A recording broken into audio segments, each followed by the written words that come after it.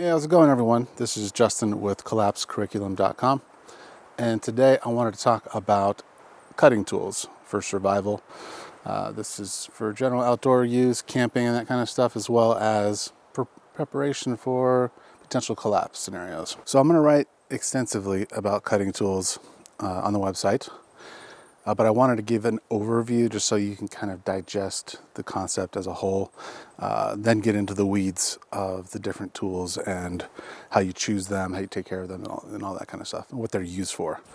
So I'm going to show you real quick here some of the common tools that are used in bushcraft and survival, and kind of just what I choose to use and how you should go about doing that. So let me take you here to the table. So what we're looking at here is a couple of different kinds of axes and some knives and some saws. There's also a couple other tools here that I have on hand, usually in my truck at least.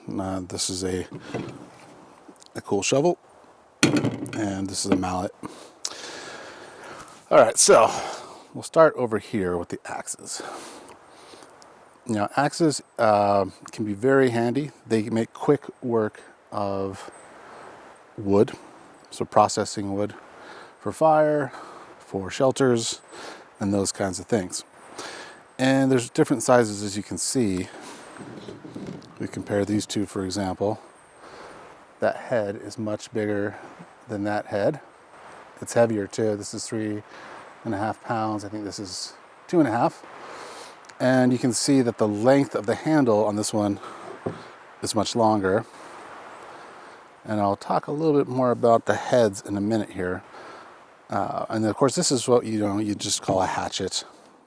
And basically the differences between these are you have these longer ones and these heavier ones will obviously cut quicker, because of the weight, because of the velocity that you get, but it'll also wear you out faster. And so really a big axe like this is usually, especially with this head, used for splitting wood. And you can see how the head gets pretty fat in this area right here. So it's thin up here to go into the wood, and then it becomes kind of bloated here, and that is for the purpose of splitting wood. Typically you see these you put a piece of wood that's cut with a saw on a chopping block, and then you split it into smaller pieces. This is more like a forest axe. So it's much lighter. You can strap it to a backpack. This is 28 inches long. Some people have 18-inch or 24-inch axes that they carry on their backpack with them. But this 28-inch one, to me, is the all-around axe. You can pretty much do everything with it. You could fell a tree. You could then buck the tree into smaller pieces for firewood, and then split those with the same axe.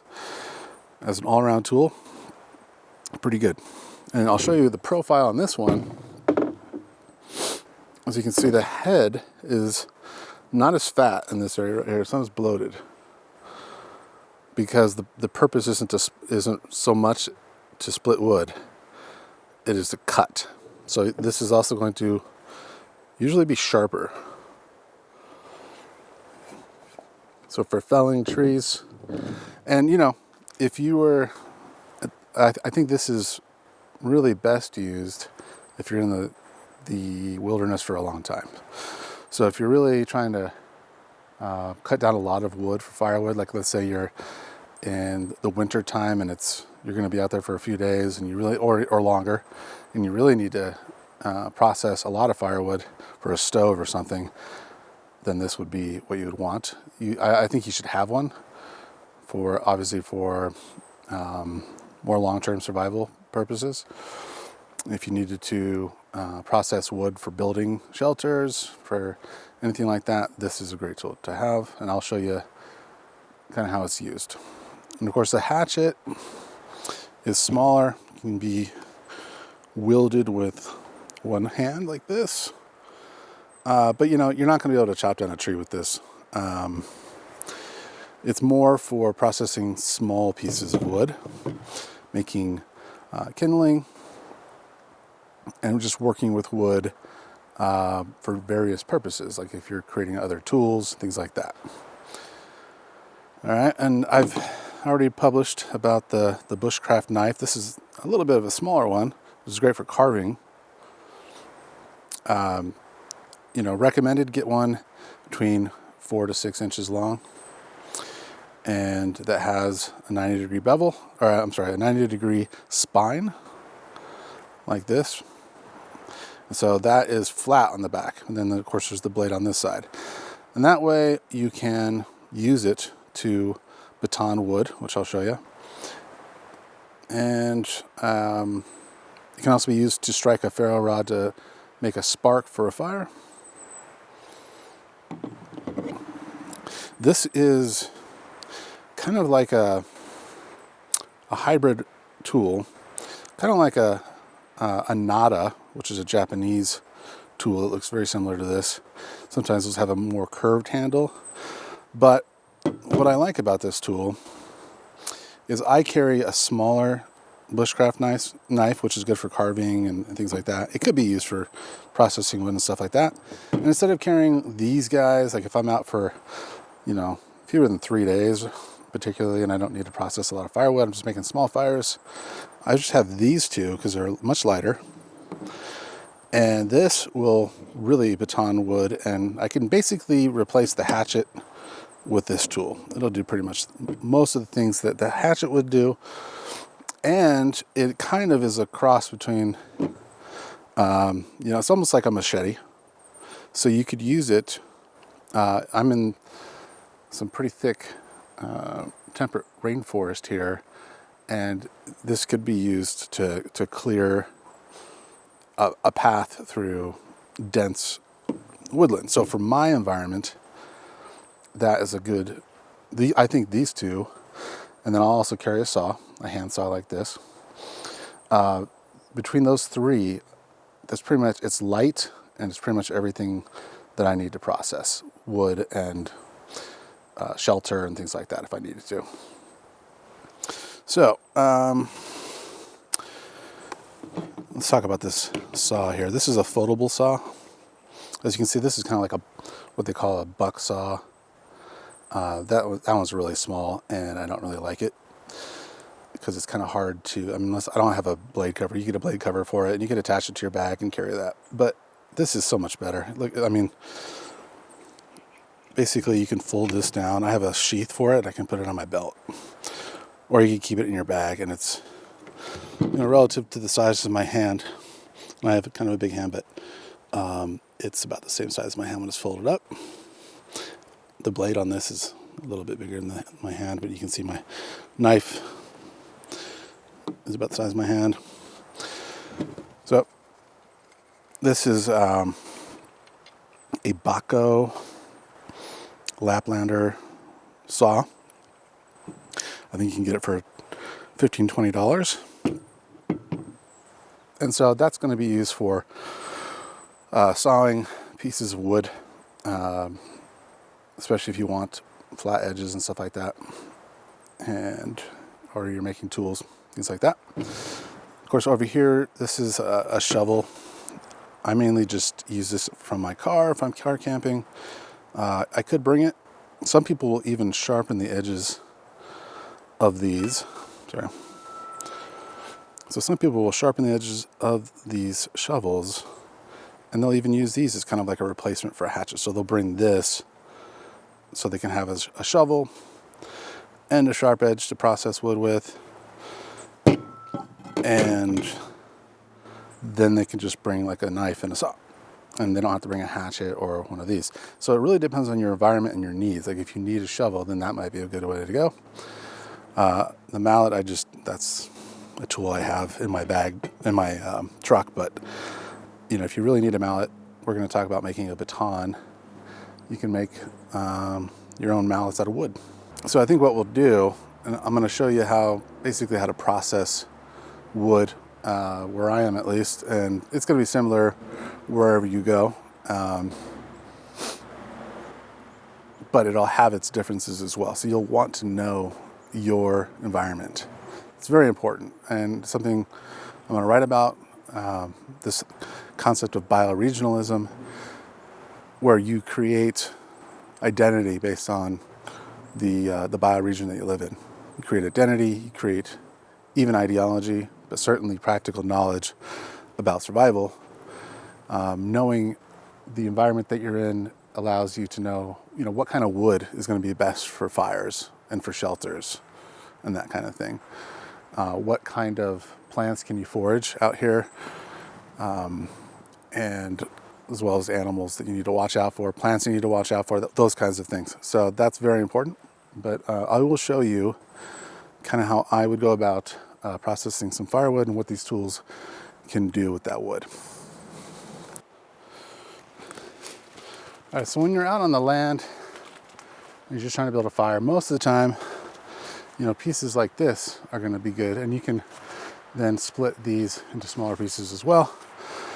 But rather than have to saw this down, a lot of times it's just easier to break it. So you find a tree like this where the branches are close together, and you can just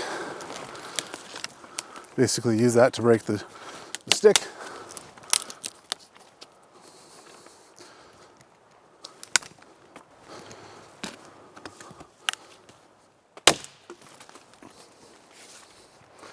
And then you just continue to do that and make a bunch of pieces like this, and this is good stuff for fires. Now, the other thing is, if you find a piece like this that's still pretty green, it may not break very well in there, but these are harder pieces. So you try to break in, it doesn't break. And this is where you get out the saw and saw it to whatever length you want to use it for. And then this can become a baton because it's still kind of green and it's hard. It'll make a good baton.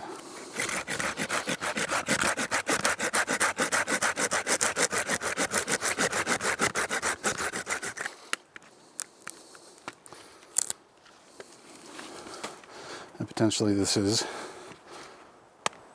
good baton. And I'll show you what we can do with that.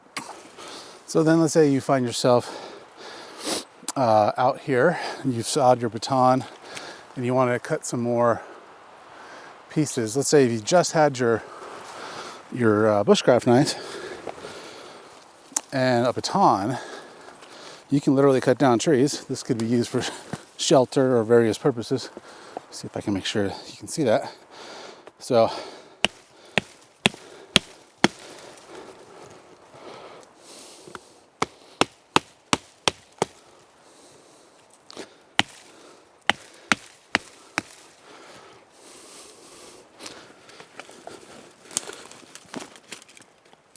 you got a sapling like this.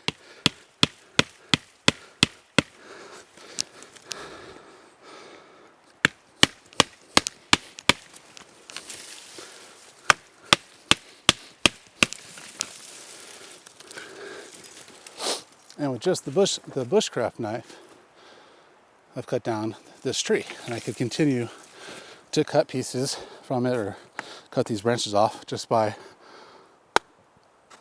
doing that.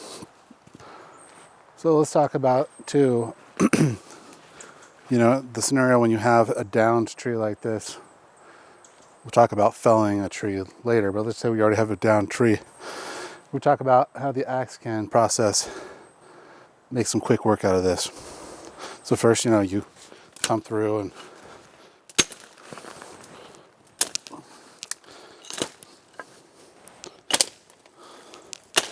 take off all these branches. And notice I'm cutting away from me, not down towards me where I could hit my foot. Very important. We have a clean log to work with.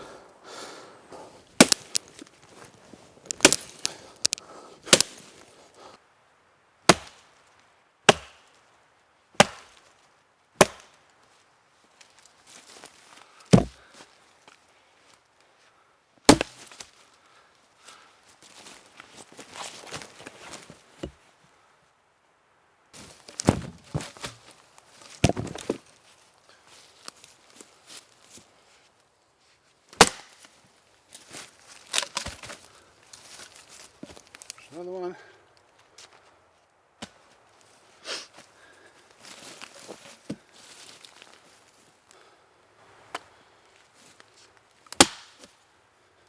Cut.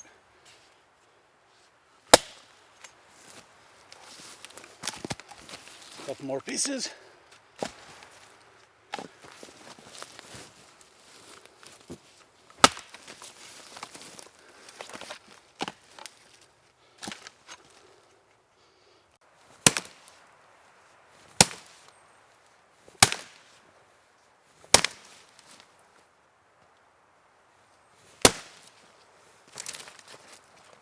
So as you can see, it's a pretty good haul just from that little downed tree right there. So we'll take this back to the campsite and we'll process it some more. All right, so we have this pile of wood right here. Probably took 20 minutes or so to process that fallen tree over there. Just goes to show how quick of work an axe like this can make with firewood. So now we're going to talk about, obviously, even if we had a chopping block here, these pieces are not flat on the end, so we couldn't split them that way. So if you have a pile of wood like this, or if you don't have a chopping block, either way, I'm going to show you how to go ahead and process, go ahead and split this wood so that you can use it on your fire. So you can always just put a piece of wood like this up against here, the side here rather than from the top. So we'll see if we can make a clean cut here.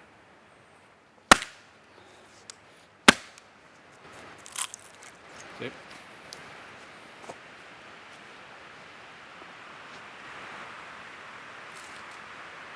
that.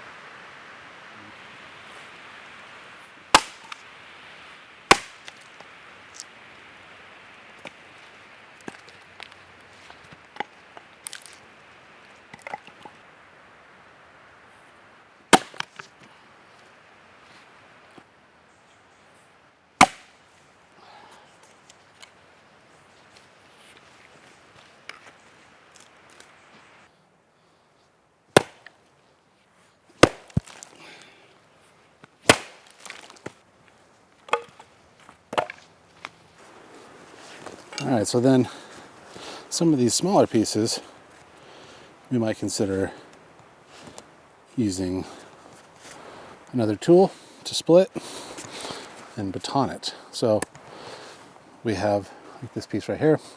This is my my nada.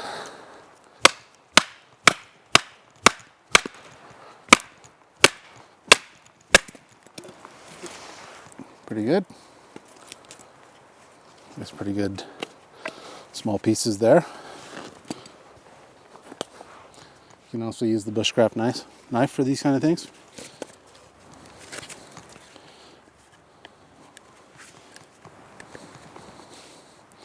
Got the baton.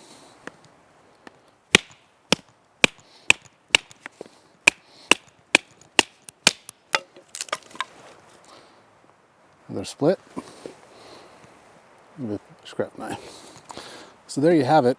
As you can see, these cutting tools have really made processing this wood pretty easy. They all have different advantages and disadvantages, and it's really a matter of you finding out what you need for your environment. And this is a pretty good overview of what these cutting tools can do. There's a lot more, and we're going to get into some of that when we get into like firecraft and axe craft and things like that.